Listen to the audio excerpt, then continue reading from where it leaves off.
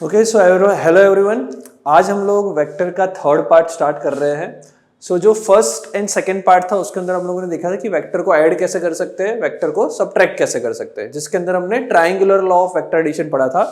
Okay अब उसी का एक थोड़ा सा डिफरेंट पार्ट है, एडिशन का ही एक दूसरा तरीका है जिसको हम कहते हैं parallelogram law of vector addition. Basically triangular law of vector addition का ही एक एक्सटेंशन है। ओके अगर हम बात करें कि लेट से मेरे पास एक वेक्टर है ए और कोई दूसरा वेक्टर है बी, अगर हमें ए वेक्टर और बी वेक्टर को ऐड करना है तो एडिशन का बेसिक रूल ये था कि ए के हेड पे बी का टेल रख दो और फिर ए के टेल से बी का हेड ज्वाइन कर लो। ओके यही था vector law of triangular law of vector addition. So b को हम लोग शिफ्ट करके ए पे ड्रॉ करते हैं और अगर ए के हेड से बी का टेल ज्वाइन करें तो ये जो हमें देगा वो resultant vector r which is a vector plus b vector मिल जाएगा। Right, so this is triangular law of vector addition. अब इसी का एक थोड़ा सा डिफरेंट टाइप है जिसको हम कहते हैं parallelogram law of vector addition. अगर मान लो कोई वेक्टर ए ये है और वेक्टर बी ये है तो पैरेललोग्राम वेक्टर एडिशन ये कहता है कि अगर ए वेक्टर एंड बी वेक्टर को यूज करके अगर मैं एक पैरेललोग्राम बना लूं, ए एंड बी का यूज करके मैंने एक पैरेललोग्राम बना दिया है, ये वेक्टर हमारा ए है, ये वेक्टर बी है। राइट, अगर ये ए है तो ये भी हमारा सामने वाली साइड जो है that is also a, this is also b. So हमने ए और बी का यूज करके एक पैरेललोग्राम बना लिया। अब पैरेललोग्राम में दो डायगोनल्स होते हैं। सो लेट से मैं एक डायगोनल बनाता हूं, this is our first diagonal जो ए और बी के टेल से ए और बी के हेड को कनेक्ट कर रहा है। सो ये जो है वो हमको बेसिकली ए प्लस बी देगा, that is nothing but a vector plus b vector. So ये जो डायगोनल है it will give you a vector plus b vector, simple. So parallelogram में जो एक पहला डायगोनल बन रहा है जो टेल टू टेल और हेड टू हेड को कनेक्ट कर रहा है, it will give you your a plus b vector. In a same way अगर मैं वापस बना देता हूं vector a vector b, vector a और वेक्टर बी से एक पैरेललोग्राम बना लिया। सो ये वाला ए वेक्टर हो गया, ये वाला बी वेक्टर हो गया। अब जो दूसरा डायगोनल है, अगर मैं दूसरा डायगोनल ड्रॉ करूं तो मुझे क्या मिलेगा, थोड़ा सा ध्यान से देखो। अगर ये दूसरा डायगोनल को मैं ड्रॉ कर दूं, मतलब बी से ए के हेड पे जाता हुआ, ये दूसरा डायगोनल हो गया। राइट, दूसरा डायगोनल की अगर बात करें और इसको मैं कुछ और नाम दे देता हूं, लेट्स से अभी नाम दे देता हूं सी वेक्टर। तो क्या मैं triangular law of vector addition से ऐसा बोल सकता हूं कि बी के हेड पे सी का टेल है, so I can write B vector plus C vector is equals to A vector. Right, from this C vector can be written as, B को उस तरफ ले जाओ, A vector minus B vector, simple. Right, so एक diagonal जो हमें यहां पे ड्रॉ हुआ जो टेल से टेल को हेड टू हेड कनेक्ट कर रहा है वो हमारा resultant vector a plus b देगा, और जो पैरेललोग्राम का दूसरा डायगोनल है वो हमको a minus b, subtraction of two vector देगा। सो अगर मुझे a और b का addition as well as subtraction निकालना है एक ही साथ, तो मैं बोलूंगा कि a और b से एक पैरेललोग्राम बना लो, एंड पैरेललोग्राम के जो दो डायगोनल है उसमें से एक डायगोनल a प्लस बी देगा, दूसरा डायगोनल a माइनस बी देगा। राइट, अगर मैं इस दूसरे डायगोनल को उल्टा ड्रॉ करूं, उल्टा ड्रॉ करने का मतलब क्या हुआ, अगर दूसरे डायगोनल को a के टेल से ए के हेड से स्टार्ट करके b के हेड पे ले जाऊं तो ये जो वेक्टर हमें देगा वो मिल जाएगा हमें b माइनस ए। सो पहला डायगोनल a प्लस बी देगा, दूसरा डायगोनल a माइनस बी या तो b माइनस ए, हमारी मर्जी हमें कौन सा डायगोनल कौन से हेड पे ड्रॉ करना है। राइट, सो ये है vector law of parallelogram law of vector addition. ठीक है, आई होप ये आपको समझ में आया होगा। बहुत सिंपल कहानी है, दो वेक्टर का यूज करके एक पैरेललोग्राम बना लो। In that parallelogram, one diagonal will give you a plus b, another diagonal give you a minus b, or you can use opposite vector for b minus a. Right? I hope ये आपको समझ में आ रहा है। हम लोग next आगे करते हैं। पैरेललोग्राम के बाद इसी का जैसा एक और लॉ है, that is known as polygonal law of vector addition। अब polygonal law of vector addition क्या है? So polygonal law of vector addition तब यूज होगा जब हम एक से ज्यादा वेक्टर को ऐड करना चाहते हैं। राइट जैसे ए vector, b vector, C vector, D vector, ऐसे बहुत सारे वेक्टर्स है जिसको मैं एक साथ ऐड करना चाहता हूं. Okay, so for multiple vector addition I can use polygonal law of vector addition. और जैसे बेटा नाम से ही पता चल रहा है, पॉलीगॉन, पॉलीगॉन मतलब दो से ज्यादा साइड्स वाले जितने भी शेप्स है उन सबको हम पॉलीगॉन कहेंगे. Polygonal law of vector addition हमें ये कहता है कि लेट्स अज्यूम दैट मैं कोई ए वेक्टर ऐसा ड्रॉ कर रहा हूं, बी वेक्टर लेट से ऐसा अपवर्ड ड्रॉ किया, सी वेक्टर लेट से ऐसा कुछ है, डी वेक्टर ऐसा है, ई वेक्टर मान लो ऐसा है. सो ये A B C D E जितने भी वेक्टर है इन सभी वेक्टर्स को मुझे ऐड करना है. अगर मेरे को फाइंड करना है a plus b plus c plus d plus e तो क्या कर सकते हैं. So polygonal law of vector addition कहता है कि सबसे पहले तो जिसको ड्रॉ कर रहा है पहला जो वेक्टर है वो ड्रॉ कर लो, ए वेक्टर. ठीक है, कर लिया भाई. उसके बाद बोला है कि बी के टेल को ए के हेड पे रख के ड्रॉ कर लो, कर लिया बी वेक्टर. उसके बाद बोला है कि सी के टेल को बी के हेड पे ड्रॉ करो, सी के टेल को बी के हेड पे ड्रॉ कर लिया. फिर बोला है कि डी के टेल को सी के हेड पे ड्रॉ करो, ये लो डी वेक्टर भी बना लिया. फिर बोल रहा है कि डी को ई वेक्टर से, ई की टेल को डी वेक्टर पे ड्रॉ करो, ये ई हो गया. So I have drawn a plus b plus c plus d plus e, सबको मैंने tail to head tail to head tail to head connect करते करते एक ड्रॉ कर दिया है यहां तक. आई होप ये समझ में आया. ठीक है, polygonal law of vector addition ये कहता है कि अब अगर मेरे को इन सबका रिजल्टेंट चाहिए, जैसे कि मान लो उस वेक्टर को मैं आर वेक्टर बोल रहा हूं, which is equals to a vector plus b vector plus c vector plus d vector plus e vector, इन सबका एडिशन चाहिए. तो एडिशन ढूंढने के लिए, फाइनल रिजल्टेंट वेक्टर ढूंढने के लिए हम लोग एक काम कर सकते हैं कि जो फर्स्ट वेक्टर था उसकी टेल को पकड़ो और जो लास्ट वेक्टर आया उसके हेड को पकड़ो और इन दोनों को ज्वाइन कर दो. So the line joining tail of first vector to the head of the last vector will be your resultant vector. यह है polygonal law of vector addition. Okay, I hope ये आपको समझ में आया. बहुत सिंपल है, head tail head tail head tail connect करते जाओ, फाइनली फर्स्ट की टेल को लास्ट के हेड से ज्वाइन कर लो, that will give you your resultant vector. Simple. Basically अगर इसको हम लोग थोड़ा सा डिटेल में थोड़ा सा डिस्कस करना चाहे तो मैं ऐसा बोल सकता हूं कि अगर ए और बी ऐसे दिख रहे हैं तो this is your a plus b, ये a प्लस बी है. मतलब मैंने पहले इन दोनों का एडिशन किया, उसमें अगर मुझे c ऐड करना है तो ऑब्वियस बात है a प्लस बी के हेड पे ही c रखेंगे और फिर ये जो मेरे को होगा वो क्या देगा, a प्लस बी प्लस सी देगा. मतलब बेसिकली मैंने इन तीन को ऐड किया. ये जो a प्लस बी प्लस सी है उसके साथ d को ऐड करना है तो उसके हेड पे d रख दिया और ये हमें देगा a plus b plus c plus d देगा.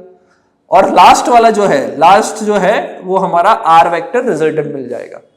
ठीक है, so polygonal law of vector addition ये कहता है कि कितने भी वेक्टर को ऐड करना है, हेड टेल कनेक्ट करते जाओ, फाइनली पहले वाले के टेल से लास्ट वाले का हेड ज्वाइन कर लो, this will give you your resultant.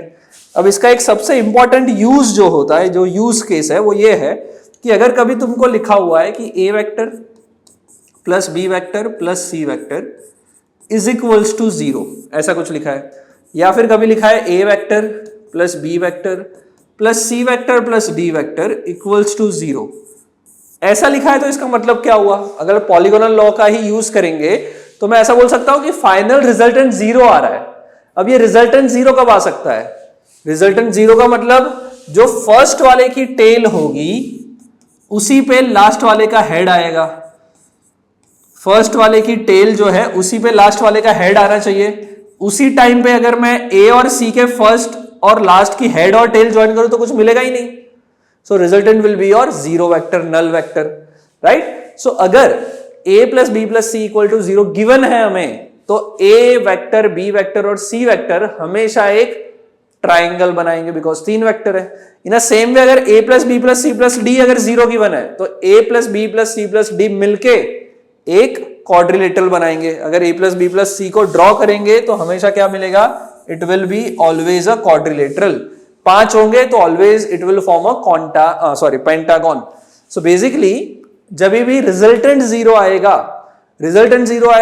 Then that particular vectors will always form a closed polygon. That particular vectors when placed on head to tail, head to tail, head to tail, it will form a closed polygon, right? So ये कहता है polygonal law of vector addition. I hope ये आपको clear हुआ है. हम लोग आगे नेक्स्ट टॉपिक पे चलते हैं. नेक्स्ट टॉपिक थोड़ा सा इंटरेस्टिंग है. ओके, सो हम लोग नेक्स्ट टॉपिक स्टार्ट करते हैं polygonal law of vector addition के बाद, that is resolution of a vector और component of a vector. So बेटा कंपोनेंट बहुत ही इंपॉर्टेंट है. आगे फ्यूचर के अंदर, हमारे फिजिक्स के अंदर हर जगह हम लोग कंपोनेंट्स का यूज करेंगे. So this is very very important topic, component of a vector, और it is also known as resolution of a vector. और बेटा कभी कभी इसी को प्रोजेक्शन ऑफ अ वेक्टर भी कहते हैं, राइट? सो ये कंपोनेंट क्या है? तो component is nothing but parts. जैसे मैं बोलता हूं कि भाई मान लो ये पेन है, इसके पेन के अंदर जो रिफिल होगी that is a component of the pen. Pen का जो आगे का ढक्कन होगा it is also component of the pen. So component मतलब पार्ट्स. ओके, सो अगर मैं बोलूं कि एक वेक्टर है, उसके पार्ट्स की बात करें तो वो बेसिकली हम बात कर रहे हैं कंपोनेंट की, राइट? सो मान लो कोई वेक्टर ए है, this is vector a, right? और मैं तुमसे बोल रहा हूं कि इसके कंपोनेंट्स बनाओ. इसके कंपोनेंट्स बनाने का मतलब ये हुआ कि इस वेक्टर को अलग अलग टुकड़ों में डिवाइड कर दो, और जब उन सभी टुकड़ों को मैं ऐड करूंगा तो फाइनली मेरे को ए वेक्टर मिलना चाहिए, राइट? सो कंपोनेंट क्या है? It is the process of splitting of a vector into two और more vectors in such a way that their addition, इन सबका एडिशन करने पे इनिशियल वेक्टर मिल जाए, जो फर्स्ट वेक्टर में था वो मिल जाए. सो लेट्स से ये वेक्टर ए है. सो इस वेक्टर ए के कंपोनेंट का मतलब इसके पार्ट्स. अब उसके पार्ट्स बनाने के बहुत सारे तरीके. मैं बना सकता हूं यहां से एक, लेट्स से इस वेक्टर को नाम देते हैं पी वेक्टर, और इधर से एक बना देता हूं क्यू, ऐसा कुछ, और इधर से मान लो ऐसा बना दिया आर, और इधर से इस ज्वाइन कर दिया और इसको बोल दिया s vector. So basically a vector को मैं अब लिख सकता हूं, अगर polygonal law of vector addition हमने पढ़ा है तो I can write p vector plus q vector plus r vector plus s vector is equals to A vector. So in this case I can say that A is divided into 3 or more parts of it, and उन सभी parts को जब add करोगे, मतलब P vector, Q vector, R vector और जब S vector, इन सबको add करोगे then it will give you vector A, right? So basic component का मतलब समझ में आया. कंपोनेंट्स का मतलब होता है पार्ट्स ऑफ अ वेक्टर. उन पार्ट्स को जब मैं ऐड करूंगा तो फाइनली मेरे को इनिशियल वेक्टर जो था वो मिल जाएगा. ओके, इसको हम कंपोनेंट ऑफ अ वेक्टर कहते हैं. अब हमें इतने सारे कंपोनेंट्स या फिर इतने सारे पार्ट्स में डिवाइड करने की वेक्टर्स को जरूरत नहीं होती है. हम मिनिमम 2 वेक्टर, मतलब वेक्टर को 2 पार्ट्स में डिवाइड करेंगे या तो मैक्सिमम 3 पार्ट्स में डिवाइड करेंगे. उससे ज्यादा पार्ट्स में डिवीजन करने का कोई फायदा नहीं होता है, right? So let's say we have a vector a, we can divide it into 2 parts. अब ये जो 2 पार्ट्स है वो हो सकते हैं, लेट्स मैं कलर चेंज करके ड्रॉ कर लेता हूं कि जो 2 पार्ट्स में बना रहा हूं वो एक पार्ट ऐसा बनाया और दूसरा पार्ट ऐसा बनाया. ओके, पी वेक्टर और क्यू वेक्टर. तो ये पी और क्यू को भी मैं कंपोनेंट ऑफ वेक्टर ए बोल सकता हूं.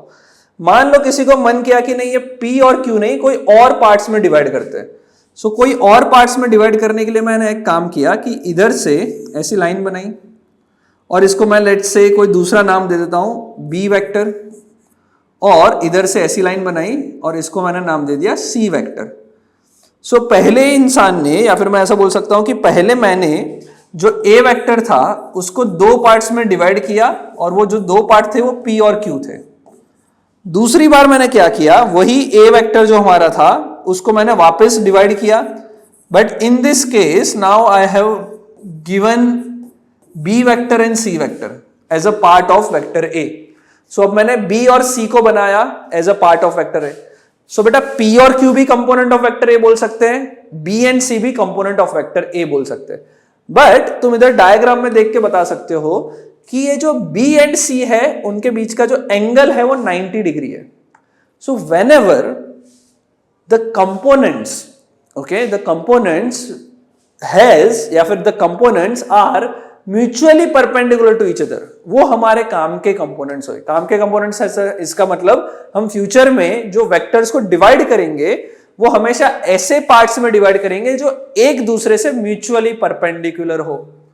मतलब P एंड Q भी कंपोनेंट तो है, बट ये हमारे फ्यूचर के लिए काम के कंपोनेंट नहीं है। जो हमारे काम के कंपोनेंट है वो ऐसे कंपोनेंट्स होते हैं जो एक दूसरे से परपेंडिकुलर हो। जैसे B एंड C वेक्टर, हमने ये वेक्टर A बनाया था, A से एक वेक्टर मैंने हॉरिजॉन्टल खींचा, दूसरा वेक्टर Q जो था वो वर्टिकल खींचा है। तो B vector and C vector, these are component of vector A which is perpendicular to each other, which are mutually perpendicular. These types of components are known as orthogonal component. ऐसे component को हम क्या कहते हैं? Orthogonal component कहते हैं, right? So orthogonal component is our next topic. Orthogonal components और rectangular components भी कहते हैं। So rectangular components of vector का मतलब हुआ ऐसे components जो एक दूसरे से perpendicular हो, right? So we have vector A.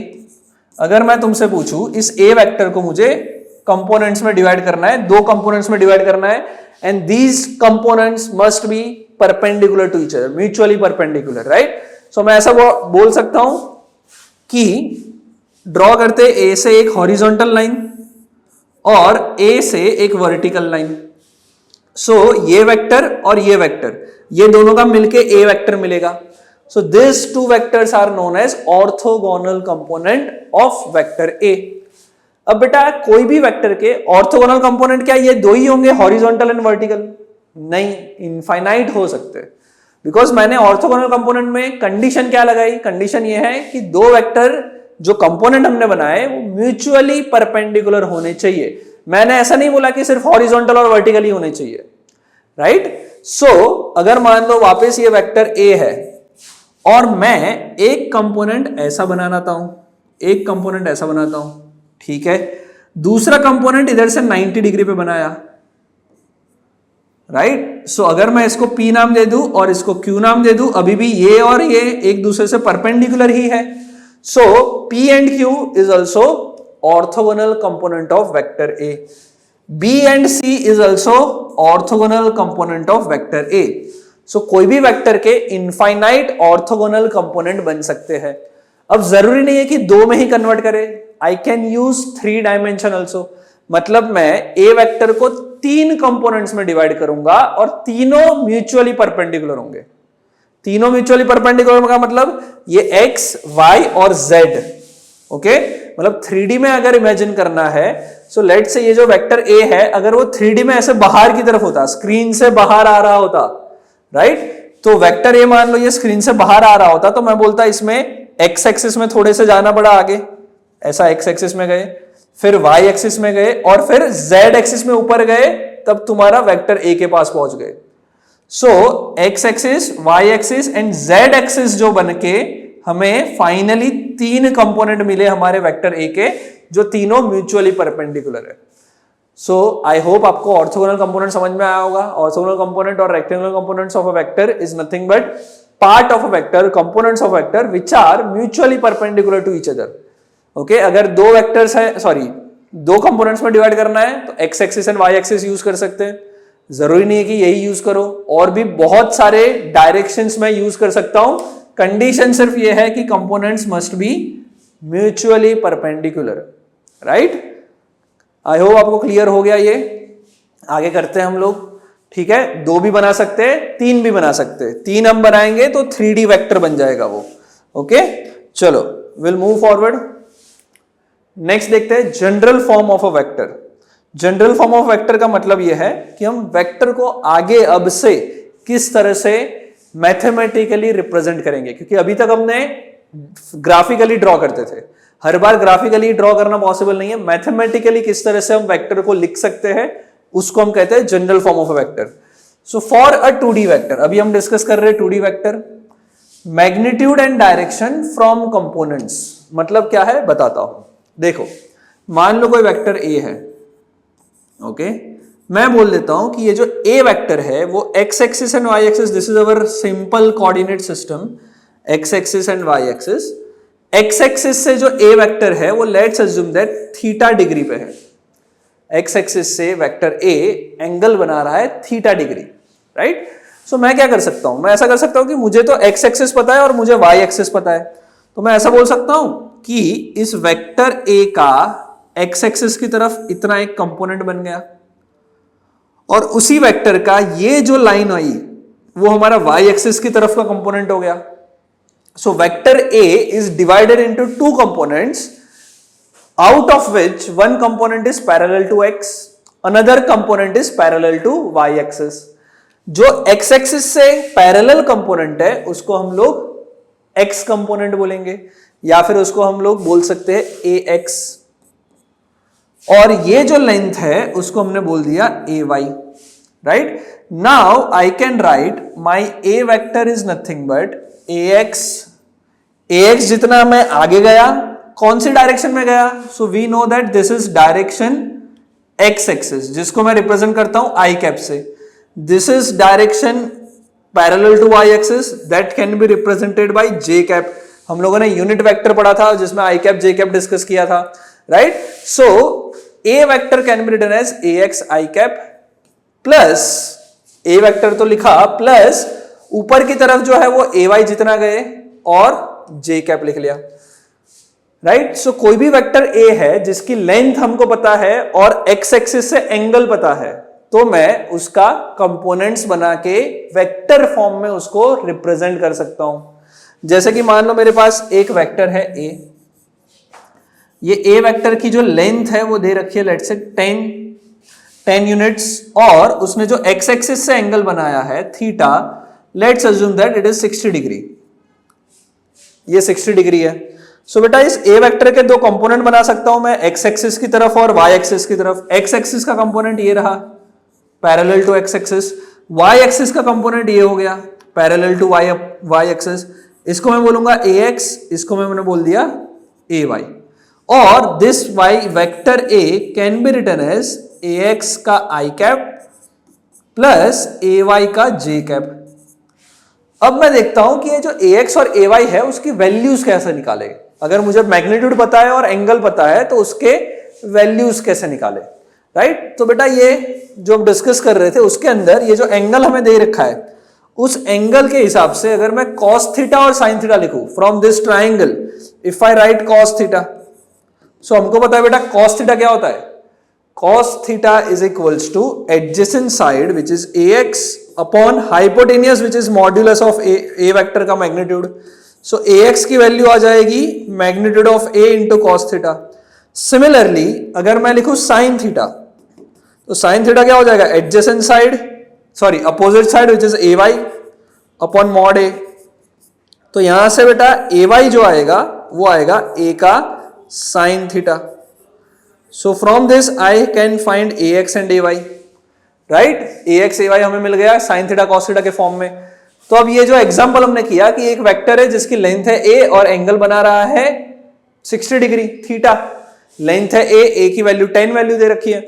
So from this I can right ax जो है वो है a cos theta, a cos theta मतलब 10 cos 60, cos 60 की वैल्यू बेटा हमें पता है 1/2 होता है, 10/2 आ जाएगा 5, तो ax की वैल्यू आई 5। In a same way A y जो है वो है a sin theta, a sin theta है तो बेटा a की वैल्यू 10 है, sin थीटा की वैल्यू sin 60 इज √3/2, सो ये आ जाएगा 5√2 सॉरी 5√3 ए वाई आ गया। सो हमें ax मिल गया और ए वाई मिल गया। सो ये जो वेक्टर a है जिसकी लेंथ 10 है और एंगल बना रहा है एक्स एक्सिस से 60 डिग्री, उसको मैं लिख सकता हूं vector a can be written as फाई, कहा गया एक्स एक्सिस में मतलब फाई आई कैप प्लस 5√3 कहां जा रहा है ऊपर की तरफ y एक्सिस में। So I can write vector a is equals to five i cap plus 5√3 j cap. Okay, so this is a basic terminology in which vector is written. कोई भी वेक्टर को मैथमेटिकली लिखना है, हमें draw नहीं करना है, लिखना है तो मैं ax i cap plus ay j cap के फॉर्म में लिख सकता हूं, where ax can be find out by a cos theta, ay can be find out by a sin theta, और उसमें थीटा क्या है, angle made by vector a with x axis, and a क्या है, it is magnitude of vector a। I hope ये समझ में आ गया आपको। हम लोग आगे बढ़ते, 2D वेक्टर को हम लोगों ने किस तरह से रिप्रेजेंट किया ये आपको डिस्कस किया है। नेक्स्ट, अगर मैं इसी वेक्टर को, जनरल फॉर्म ऑफ वेक्टर को 3D में रिप्रेजेंट करूं, अगर इस सेम चीज को हम 3D में डिस्कस करें तो क्या होगा? सो इसके लिए मैंने यहां पे एक क्यूब बनाया है जो 3D का एक इफेक्ट हमें देगा, राइट? अगर मैं इसको 3D में कंपोनेंट्स में डिवाइड करना चाहता हूं, 3D में अगर बेटा कंपोनेंट्स में डिवाइड करना है तो मैं ऐसा बोल सकता हूं कि मुझे ये ए वेक्टर पे जाना है, इसको मैं बोल देता हूं एक्स एक्सिस, ऊपर की तरफ को वाई एक्सिस, और जो बाहर की तरफ का है उसको मैं बोल रहा हूं जेड एक्सिस। मेरे को इस ए वेक्टर को रिप्रेजेंट करना है, सो बेटा इसको मैं सबसे पहले कंपोनेंट्स में डिवाइड कर देता हूं। ए वेक्टर को क्या कर देता हूं? कंपोनेंट्स में डिवाइड करते हैं। अगर मैं इसको कंपोनेंट्स में डिवाइड करूंगा तो मैं बोल सकता हूं कि this is my position, sorry this is distance of vector a in x axis, जिसको मैं बोल सकता हूं a x, component of vector a in x axis. उसके बाद मैं वाई में चला जाता हूं इधर, so this is my vector, sorry component of vector in y axis, और इतना बाहर की तरफ आना पड़ा जेड एक्सिस, सो ये मेरा हो गया z, a z. I hope ये आपको समझ में आ रहा है। A x, A y and a z से मैंने वेक्टर ए को रिप्रेजेंट किया है। सो वेक्टर ए बनाने के लिए एक्स एक्सिस की तरफ जाना पड़ा ए एक्स जितना, वाई एक्सिस की तरफ जाना पड़ा ए वाई जितना, जेड एक्सिस की तरफ जाना पड़ा ए जेड जितना, राइट? सो अब मैं इस जनरल फॉर्म से लिख सकता हूं कि vector A is equals to A x I cap plus A y J cap plus A z K cap. ये हमारा सिंपलेस्ट फॉर्म हो गया कोई भी वेक्टर को रिप्रेजेंट करने का, मैथमेटिकली लिखने का। एक्स एक्स की तरफ कितने गए वो लिखा, वाई में कितने गए वो लिखा, जेड में कितने जा रहे वो लिख लिया। ओके, ये बेसिकली कुछ भी नंबर्स हो सकते हैं। ए एक्स लेट से 2 है, ए वाई लेट से 5 है, ए जेड लेट से 3 है। सो मैं बोल रहा हूं कि एक्स की तरफ गया 2, वाई की तरफ गया 3, जेड की तरफ गया 5, ऐसा कुछ भी।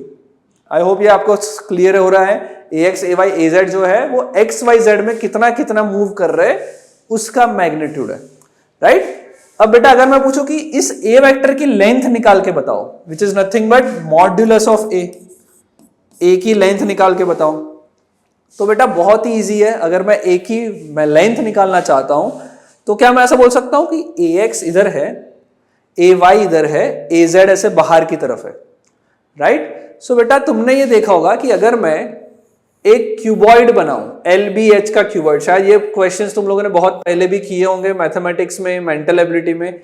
ऐसे क्वेश्चन बहुत ज्यादा ही फेमस होते हैं कि मान लो मेरे पास एक रूम है जिसकी लेंथ है L, जिसकी ब्रेथ है B और हाइट है H।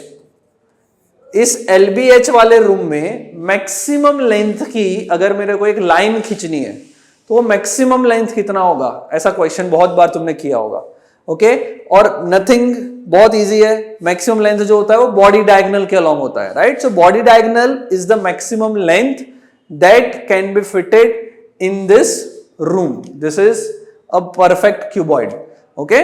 सो मैं बोल सकता हूं कि कोई भी बॉडी डायगोनल बना लो। सो बॉडी डायगोनल बेटा एक कॉर्नर से सामने वाले कॉर्नर तक के लेंथ को बॉडी डायगोनल कहते हैं।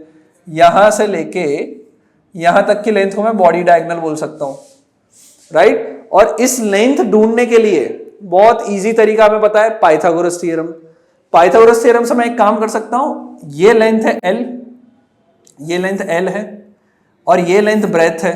सो मैं एक ऐसा ट्राइंगल बना के मैं बोल सकता हूं कि L और B तो 90 डिग्री पे है, तो ये जो आएगा वो आएगा root of L square plus B square. Pythagoras लगा लिया लेंथ एंड ब्रेथ के लिए। इन अ सेम वे अब ये एक ट्राइंगल हो गया, ओके? उसमें यहां पे 90 डिग्री बन रहा है, तो ये L square plus B square है और ये जो है वो हाइट H है।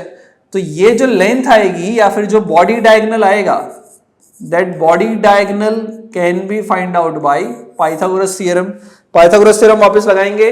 This is your perpendicular, this is your base, that is your perpendicular and this is hypotenuse. तो बॉडी डायगोनल हाइपोटेनियस बन रहा है, सो इसका square plus H square, that will be L square plus B square plus H square.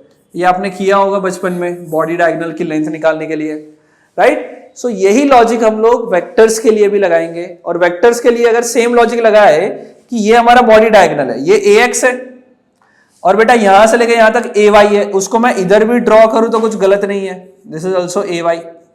In a same way ये जो ए Z बाहर की तरफ आ रहा है उसको मैं इधर भी ड्रॉ करूं तो भी कोई प्रॉब्लमेटिक नहीं है, साइड्स तो सेम ही होती है, तो ये ए जेड हो गया।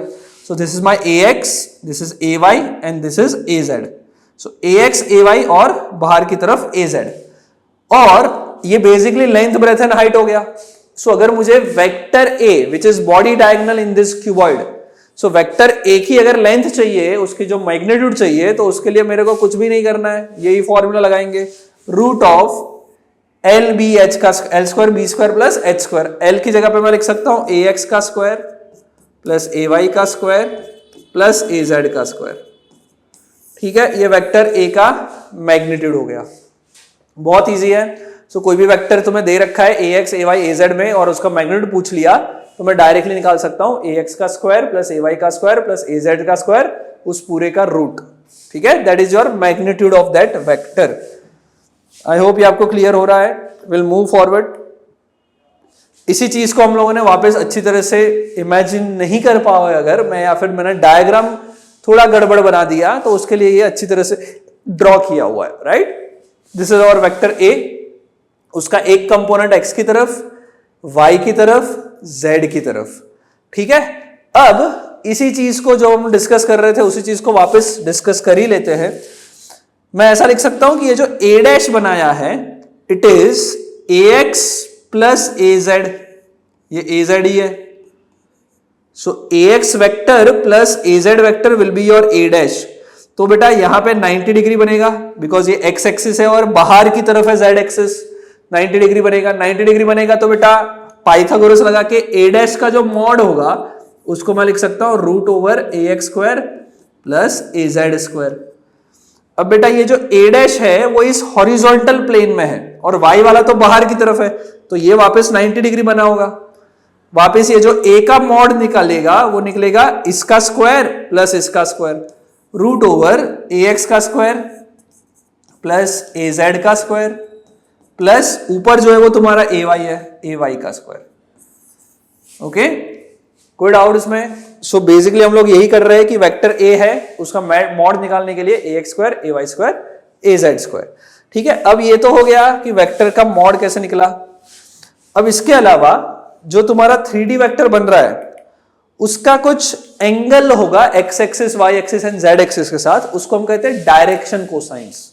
ठीक है, सो डायरेक्शन कोसाइंस होता क्या है, तो कोई भी वेक्टर ए है उसने एक्स एक्सिस से जो एंगल बनाया that is known as alpha. यहां पे ड्रॉ करके दिख रहा है कि वेक्टर ए है 3D में, उसने ये 3D में वेक्टर ए है, उसने जो एक्स एक्सिस से एंगल बनाया that is known as alpha.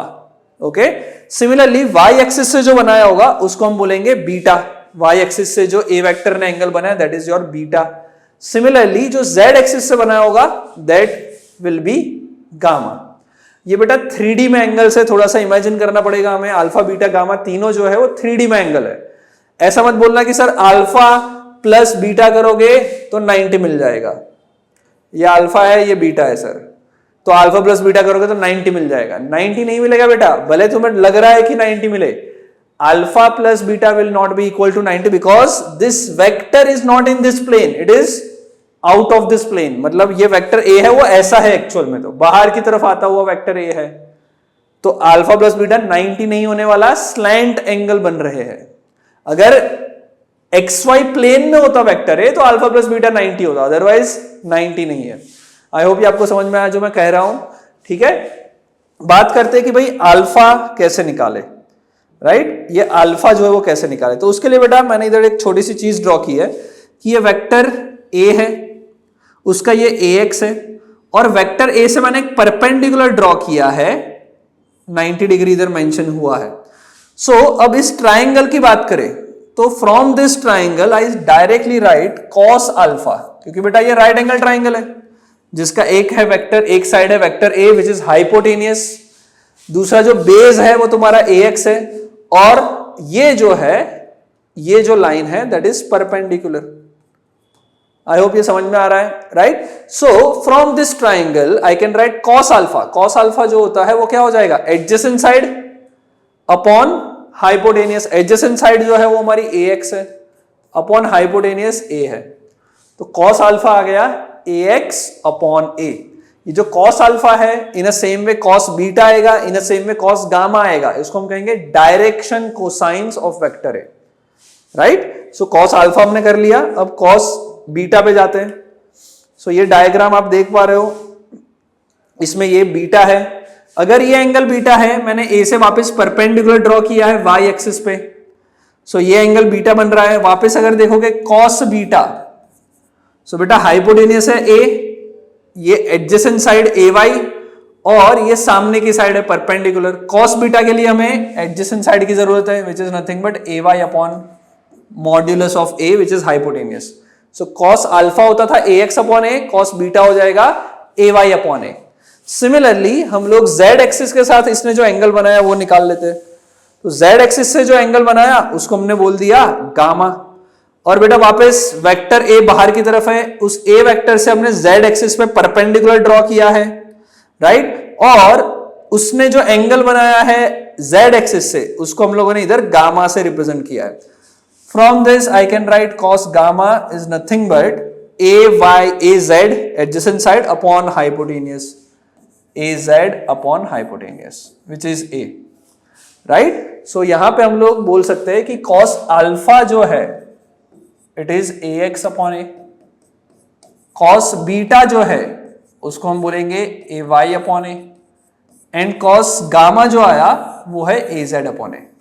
सो ये जो cos अल्फा बीटा गामा है it is known as direction cosine of vector a, right. अब बेटा ये डायरेक्शन कोसाइन का एक बहुत इंपॉर्टेंट रिलेशन होता है, वो भी हम डिस्कस कर लेते हैं कि अगर मैं cos स्क्वायर अल्फा लिखूं, फिर cos स्क्वायर बीटा लिखूं और फिर cos स्क्वायर गामा लिखूं, तो cos square alpha plus cos square beta plus cos square gamma अगर करेंगे तो देखो क्या आएगा। cos स्क्वायर अल्फा मतलब ax बाई a का whole square which is ax square by a square plus cos square beta is ay square by a square plus cos square gamma is az square by a square.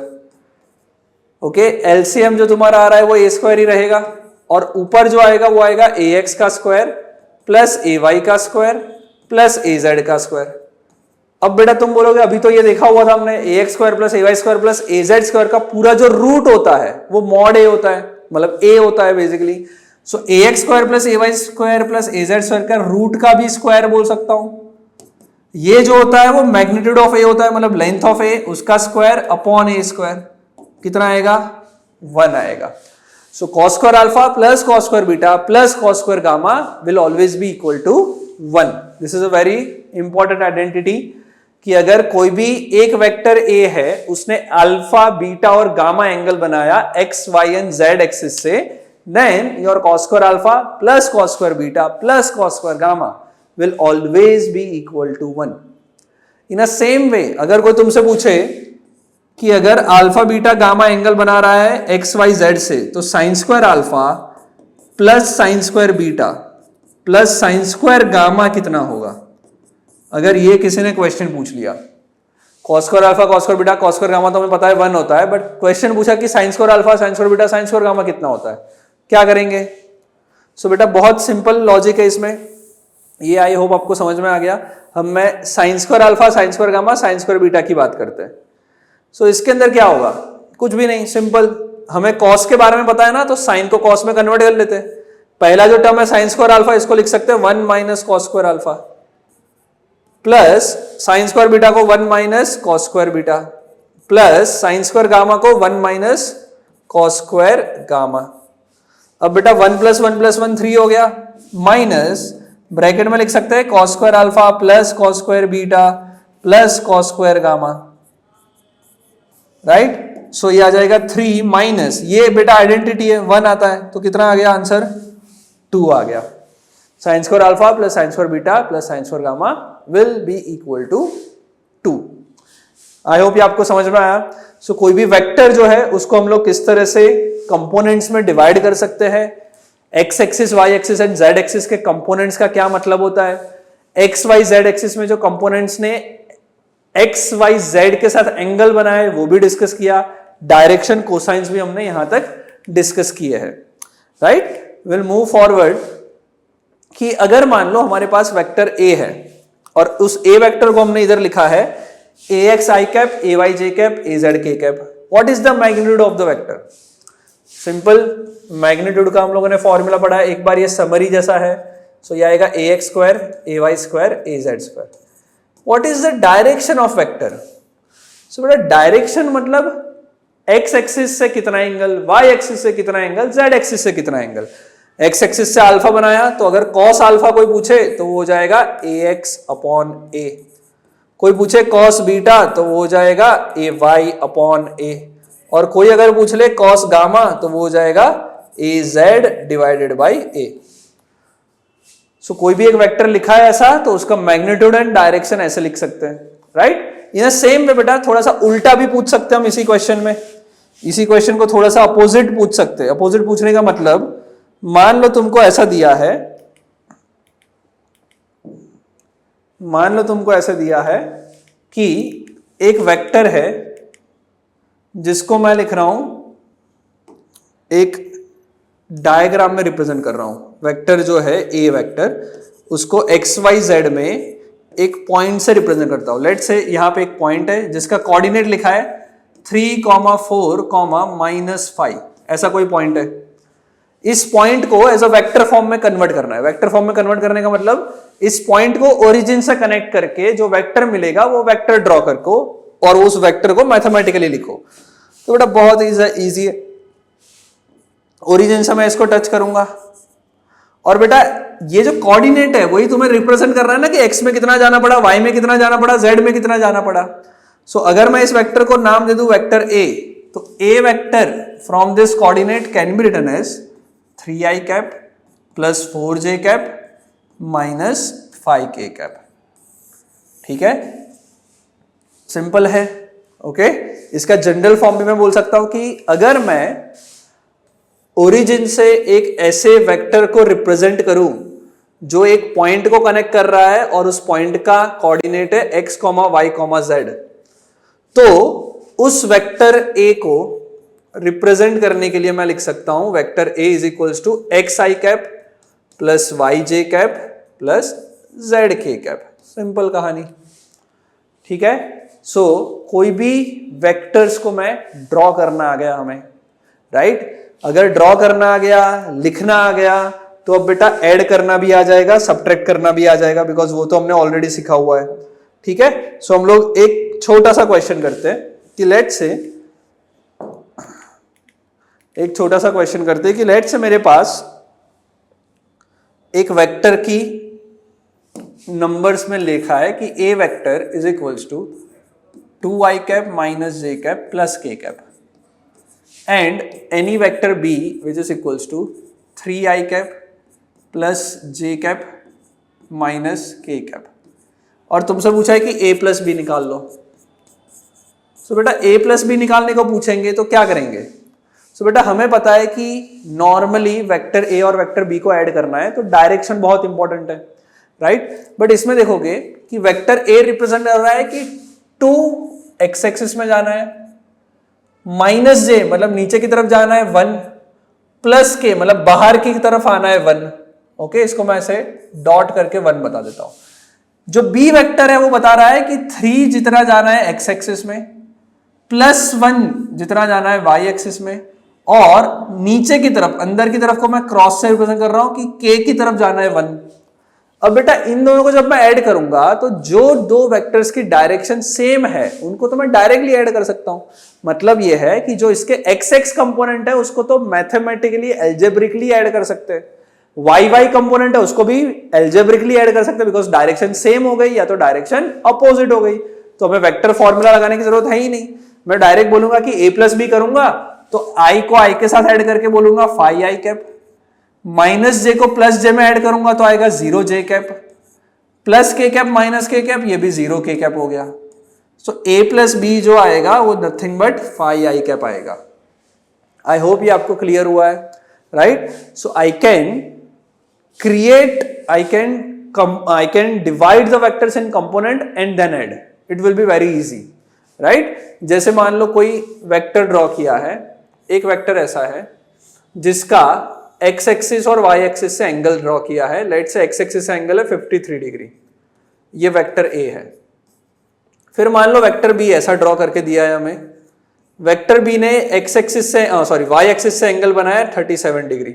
Vector A की length हमें दे रखी है 10 metre, vector B की length दे रखी है 20 units, ठीक है, 10 units and 20 units मान लेना, मीटर नहीं लिख रहे, यूनिट मान लेना इसको।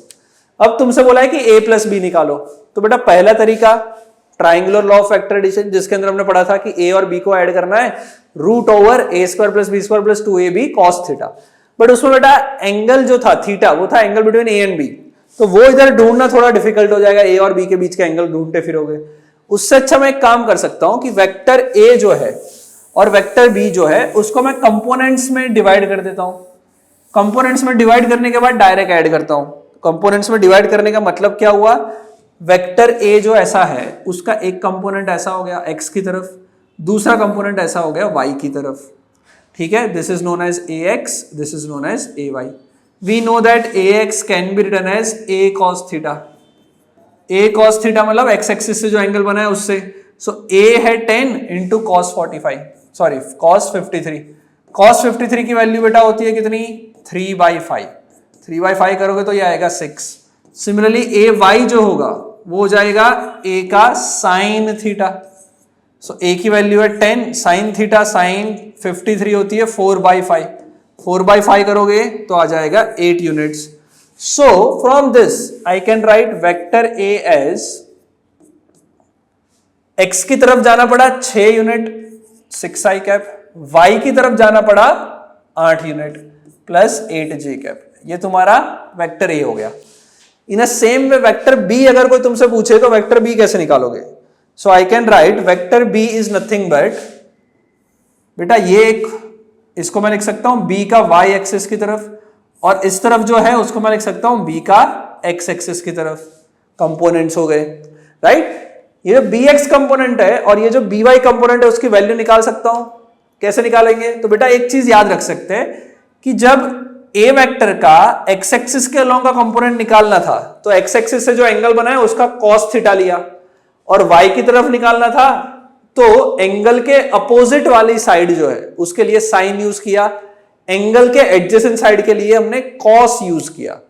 अगर इसी पैरेलल को हम आगे कंटिन्यू करें तो मैं ऐसा बोल सकता हूं कि b की वैल्यू 20 है और ऐसा कंपोनेंट निकालना है जो 37 डिग्री पे है, तो एडजेसेंट साइड हो गई एंगल की, तो इसको मैं लिख सकता हूं b का cos 37, और bx जो है वो अपोजिट है, bx को मैं इधर भी ड्रॉ कर सकता हूं करना हो तो bx जो है वो एंगल से अपोजिट है, तो एंगल से अपोजिट वाला जो कंपोनेंट है उसके लिए साइन यूज कर सकते हैं, तो bx की वैल्यू आ जाएगी 20 sin 37। ओके, सो by को अगर ड्रॉ करके लिखे तो by का जो मैग्नीट्यूड है, जो इसकी लेंथ होगी, उसको मैं लिख सकता हूं 20 cos 37। cos 37 जो होता है वो होता है 4/5, तो 4/5 कर लोगे, 5 4 जा 20, 4 4 जा 16। और सिमिलरली bx जो है वो 20 का sin 37 होता है 3/5, 5 से करोगे 4, 4 3 जा 12। मतलब मुझे ये पता चला कि b वेक्टर बनाने के लिए x एक्सिस में इस तरफ जाना पड़ रहा है, नेगेटिव x में जाना पड़ रहा है, कितना 12 यूनिट, तो I can write b vector as -12i cap, ठीक है, माइनस x की तरफ गए इसलिए माइनस लगा। सिमिलरली z y में भी नीचे की तरफ जाना पड़ रहा है, तो माइनस कितना आएगा 16j कैप। अब अगर कोई तुमसे पूछे कि a प्लस बी निकालो तो कुछ भी नहीं करना है, a plus B is nothing but addition of I component with each other, J components with each other. So i और i कंपोनेंट्स को ऐड करेंगे, 6 - 12, 6 - 12 करोगे तो आएगा -6i कैप, +8 - 16, +8 - 16 करोगे कितना आएगा, +8 - 16 आएगा -8j कैप। तो ये तुम्हारा a प्लस बी आ गया। सिमिलरली अगर कभी पूछ लिया कि बताओ a माइनस बी कितना है, तो बेटा कंपोनेंट्स अगर मिल गए तो बहुत इजी है a माइनस बी निकालना। a minus B 6 minus -12, 12 + 6 will be 18i cap, 8 minus -16 plus 18j cap. ये तुम्हारा a आ गया, a प्लस बी आ गया, a माइनस बी आ गया। अगर इसमें ही पूछ ले कि भाई mod of a minus b बताओ, mod of a minus b मतलब ए और बी का जो सब्ट्रैक्शन हुआ उसका मैग्नीट्यूड बताओ, तो ए माइनस बी हमने ऑलरेडी निकाल लिया 18 आई कैप प्लस 18 जे कैप। अब बेटा हमने आई कैप और जे कैप का अगर एडिशन हुआ है तो मॉड निकालना सिखा ही है। क्या होता है under root of A x square plus A y square, मतलब अंडर रूट ऑफ 18 का स्क्वायर प्लस 18 का स्क्वायर, 18 स्क्वायर कॉमन निकाल लो तो आ जाएगा 18 रूट 2, ये हो जाएगा mod of a minus b. So अगर मैं वेक्टर्स को कंपोनेंट्स में डिवाइड कर दूं तो एडिशन सब्ट्रैक्शन थोड़ा इजी हो जाता है, राइट। आई होप ये आपको समझ में आ रहा है। Will move forward, okay. So अब हम लोग बेटा एडिशन सब्ट्रैक्शन अगर खत्म कर दिया है, कंपोनेंट्स भी डिवाइड करना सीख गए हैं, तो थोड़ी सी प्रैक्टिस करेंगे और from next class will go to the multiplication of two vector. Okay, so next class में हम लोग multiplication of two vector start करेंगे। Okay, thank you everyone, thank you for watching this video.